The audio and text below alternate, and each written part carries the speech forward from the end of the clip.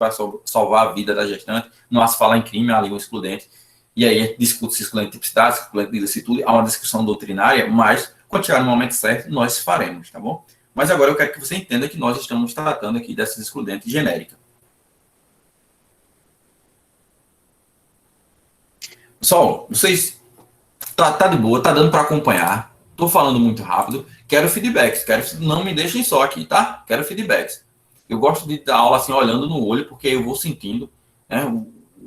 Quando a chama, como o Mari diz, né? Quando a chama arde no coração, eu consigo sentir ali nos teus olhos, tá? Tati deu feedback, tá ok. Paloma, tudo certo. Cláudia está tranquilo. E nós vamos seguir aqui nessa tranquilidade de um sábado à tarde maravilhoso.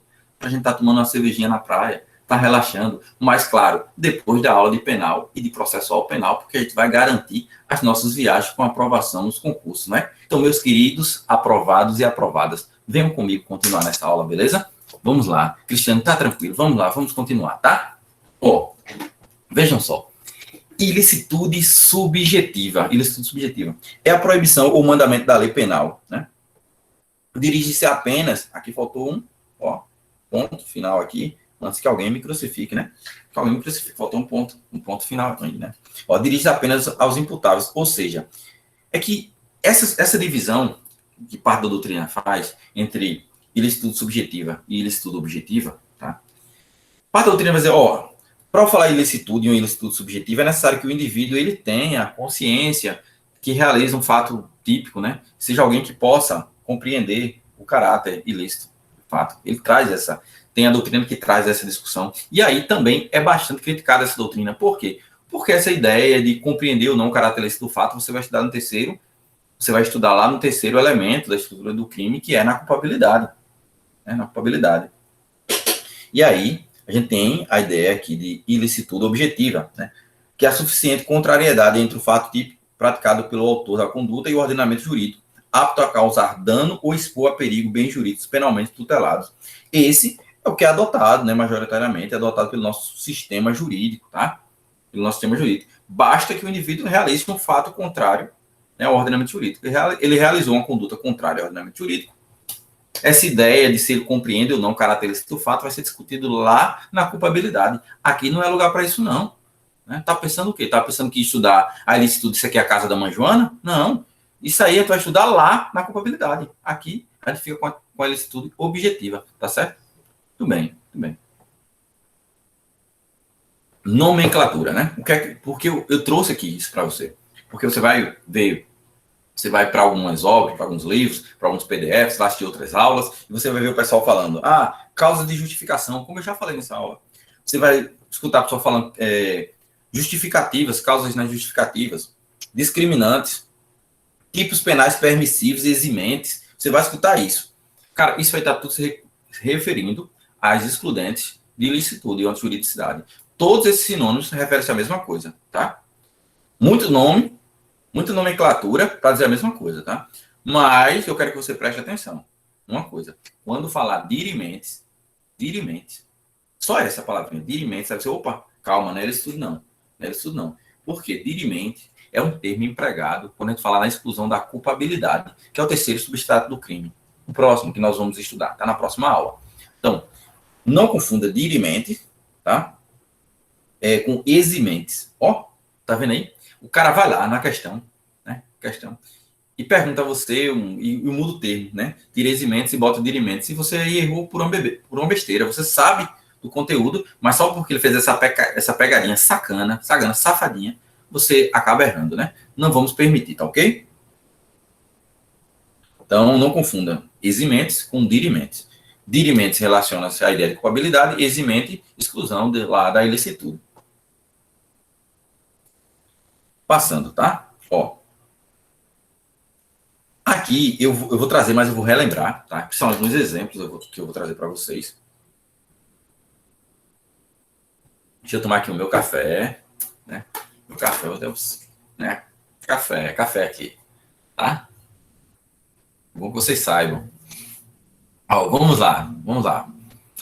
Elementos das causas, né, de exclusão da ilicitude. Eu tenho basicamente dois grandes grupos. Um são os elementos objetivos. Outro né, outros são os elementos subjetivos. Primeira ideia. Os elementos objetivos diz que o reconhecimento da ilicitude ele depende apenas dos requisitos legalmente previstos e relacionados ao aspecto exterior ao fato, ou seja, trocando em centavos de real. Cada excludente de ilicitude tem os seus requisitos, nós vamos estudá-los. Por exemplo, na legítima defesa, a agressão injusta. No estado de necessidade, o perigo atual. Ele tem lá os seus requisitos. E nós vamos estudar. Apesar da definição falar, tá? Requisitos legalmente previstos, a gente tem que lembrar que na causa supralegal de excludentes da ilicitude, que é o consentimento do ofendido, muito embora não seja legalmente previsto, há um rol de requisitos objetivos para que possamos reconhecer o consentimento do ofendido, tá? Para que a gente possa dizer, houve aqui realmente preencheu os requisitos dessa causa excludente de ilicitude, que é o consentimento do ofendido. Esses são os requisitos objetivos. Mas, entretanto, todavia, nós também temos os subjetivos, os elementos subjetivos, ou o elemento subjetivo, ou seja, o indivíduo tem que saber. E aqui, preste atenção, olha aqui nos meus olhos, olha aqui nos meus olhos. Aqui contigo, tem calma, você vai escrever, tenha calma, você vai escrever, tenha calma. Mas preste atenção nisso aqui, em nome de Jesus, eu te peço, em nome de Jesus, aceita. Cara, preste atenção. Elementos subjetivos.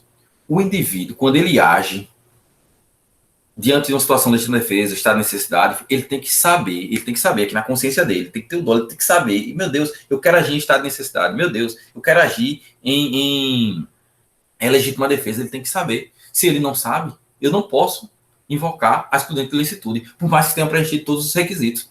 Se ele não souber, meu amigo, eu não posso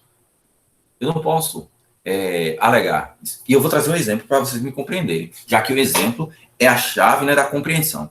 Venha comigo. Pense o seguinte, o cara chega e diz assim, que carro bacana, esse carro aqui da Diandra, tá aqui um carro novo, carro de Diandra, um carro novo, legal.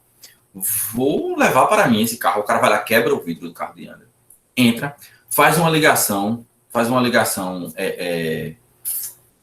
mecânica lá no carro tal, e leva o carro de Diandra. Quebra o carro, quebra a janela e vai. Ele furtou o carro de Diandra. Ele não sabia que Diandra tinha esquecido o filho dela no banco de trás do carro. Veja só, esqueceu o filho. Aquela criança estava morrendo lá. Se ele não tivesse quebrado o vidro do carro, a criança tinha morrido sufocada dentro do carro. Né? Ou seja, tinha uma situação de perigo, a criança poderia morrer, mas graças à atitude dele, quebrou o vidro para roubar o carro, para furtar o carro, salvou a vida da criança. Aí ele pode, esse meliante, ele pode chegar a dizer, quando for preso pela delegada Bárbara, ele pode chegar a dizer assim, doutora, eu subtraí esse carro aqui, né? Comentei aqui que ele sabe todos os artigos, né? Realizei aí, doutora, 155, mas foi para salvar a vida dessa criança ali que estava sufocando, porque a mãe é irresponsável, esqueceu a criança ali dentro. Ele não pode alegar isso. Ele não pode. Percebe que ele não pode alegar? Porque ele não sabia que existia uma situação de perigo. Ele não pode dizer, eu agi em estado de necessidade de terceiro. Não pode. Não pode. Deu para entender? Deu para entender isso? Tá? Ele precisa saber que está agindo nessa situação. Pense uma outra situação. Um indivíduo, por exemplo, com ódio do seu desafeto, descobriu que estava levando cangaia do cara lá. Tô levando cangaia, tô levando chifre, né? Traição, o negócio é feio, velho. Puta, não sei o que, vou matá-lo. Lavar minha honra com sangue. Né? Tem cabra desse tempo ainda, não tem cabra, vixe Maria. Aí, esse cara pega a arma, se dirige até a casa do amante da sua esposa. Do amante da esposa. Para lá na frente e fica lá esperando. Olha por cima do muro e vê só a cabecinha do cara lá. Diz, oxe, é daqui mesmo. Pega a pistola aí depois de ter feito vários treinamentos aí, que eu vejo algumas pessoas aqui fazendo treinamento de tiro, né? Mas pega aí a pistola, aí ele mira por cima do muro, vê só a cabeça do cara lá e atira. Tum! Matou o seu desafeto. Matou o urso, como se diz aqui na minha terra, né? Matou o urso. Tum! Só que nesse momento que ele atirou, ele não sabia que estava salvando a vida de um terceiro, porque o urso já estava ali com a arma para matar outra pessoa. Veja só, quando ele atirou, tum, matou o urso ia matar outra pessoa lá. Então, ele não pode alegar nessa situação legítima defesa de terceiro. Ele não pode. O urso estava prestes, o indivíduo estava prestes a realizar uma agressão injusta, sei lá, contra um terceiro, seja lá que fosse sua esposa, né? Tá prestes a realizar uma agressão injusta. O cara lá, o que foi traído, que atirou por cima do muro e acertou no uso que ia matar o indivíduo, não pode, aquele cara não pode alegar de forma alguma que agiu em legítima defesa de terceiro. Por quê? Porque ele não conhecia essa situação. Ele não sabia que estava existindo ali uma agressão injusta. Tá? Então ele tem que ter essa consciência. Guardaram isso no coração de vocês. Homem, agora, pelo amor de Deus, não esqueça não. Guarde mesmo, de verdade. E acerta as questões que você vai fazer aqui, seu professor muito feliz, tá? Porque eu quero ir eu penso um cara que gosta de beber e comer de graça, eu quero ir pro churrasco de vocês, pra compra de vocês. Você diz, pode vir, professor, tá tudo pago, é picanha à vontade, é cerveja Heineken à vontade para vocês, aí eu vou na hora. Bom, continuando, né? Agora a gente começa a estudar especificamente cada um dos requisitos. Eu vou falar rápido aqui do estado de necessidade, vou tentar ser mais rápido, porque a gente já viu isso um pouco na aula passada, esse período de revisãozinho, para a gente gastar mais tempo lá com legítima defesa e outras coisas, tá bom? Mas vamos aqui. Por quem está com dúvida aí, se não ficou algo legal, levanta a mãozinha, liga o microfone, pode falar. Não tem bronca, tá? Não tem bronca. Não se acanhe, tá? Vamos lá. Estado de necessidade. E aqui eu já trago o artigo, né? Por quê? Eu já trago aqui o artigo. Aqui comigo. O nosso legislador, ele se preocupou em trazer um conceito legal só de duas excludentes de licitude. Duas. Um é o estado de necessidade, este que está na sua tela, que nós vamos conversar, e o outro é a legítima defesa. Ele trouxe o conceito dos quais nós vamos extrair os requisitos para a gente saber quando é que configura um, quando é que configura o outro. Perfeito.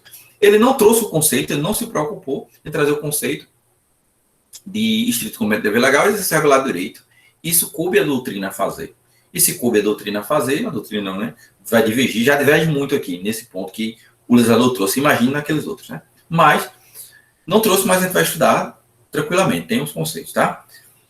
Mas saiba que esses dois conceitos são legais, tá? Do conceito legal, estado de necessidade, conceito legal da legítima defesa. Estrito cumprimento de dever legal e exercício regular do direito, o conceito ele é doutrinário e jurisprudencial.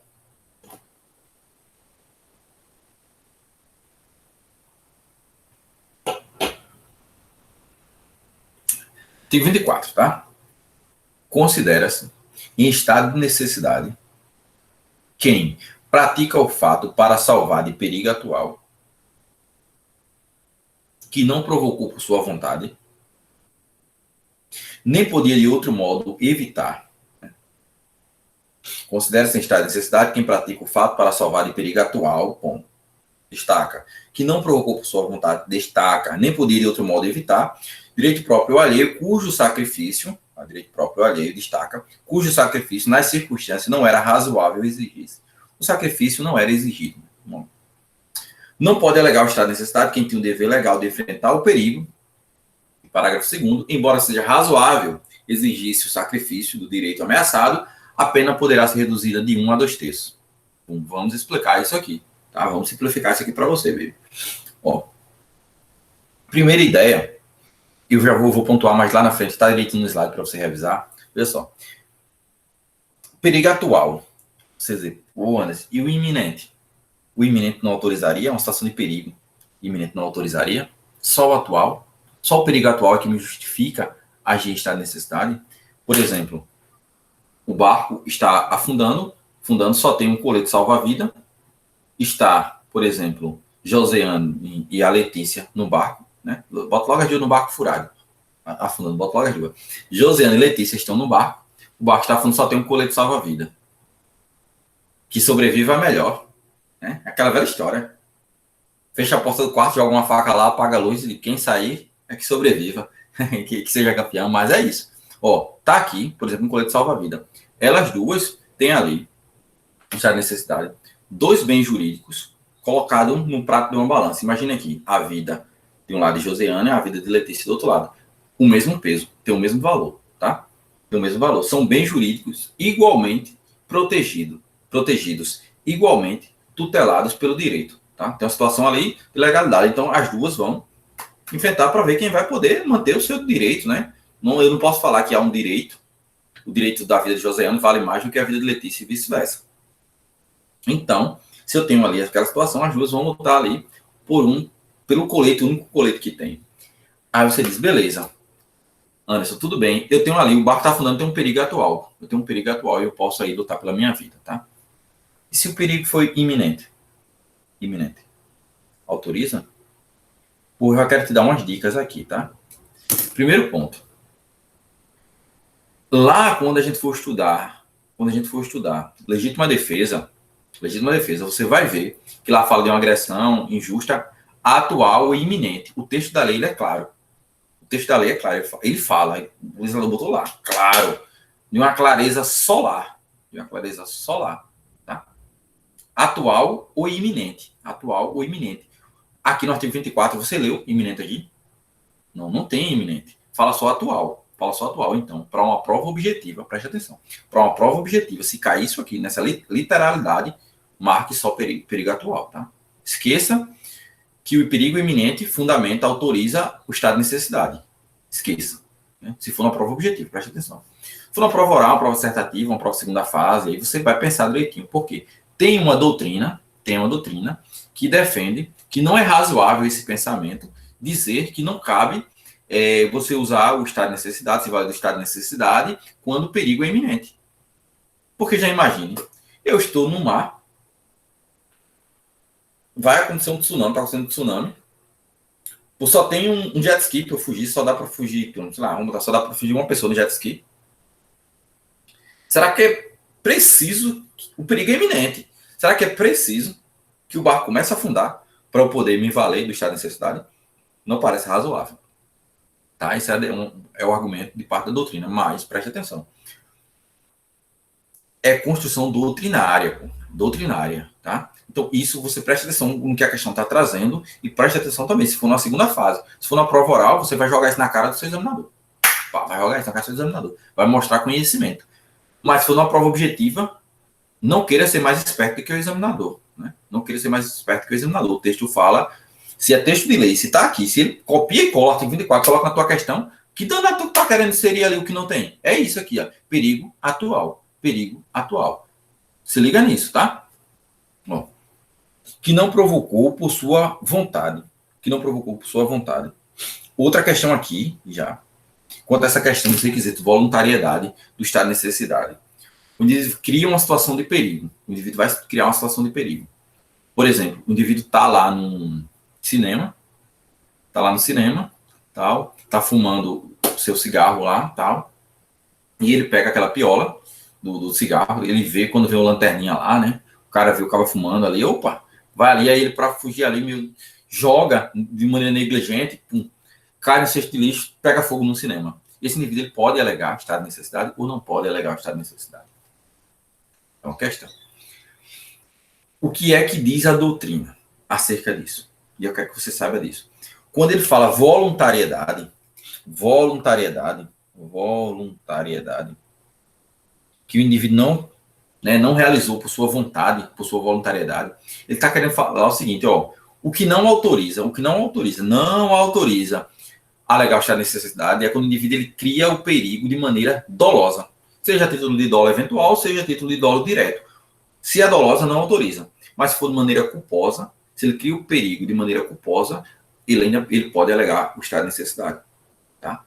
Por exemplo, ele jogou o cigarro de maneira negligente, perfeito. Se ele jogou o cigarro de maneira negligente, ele vai estar autorizado, né, a invocar o estado de necessidade, tá bom?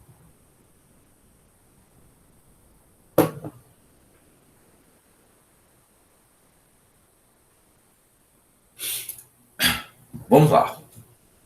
Trouxe um conceito aqui para a coisinha ficar boa para você, bonitinha, tá? Bonitinha. Conceito de natureza jurídica. Por que eu estou falando isso? Porque eu já estou vendo vocês, meus queridos aprovados, minhas queridas aprovadas. Eu já estou vendo vocês, numa segunda fase lá de concurso, sentando para fazer aquela prova dissertativa. Eu sei, pá, que coisa bonita. joga logo um conceito, joga a natureza jurídica, se lembrar o artigo, coloca o artigo, olha que coisa mais bacana, né?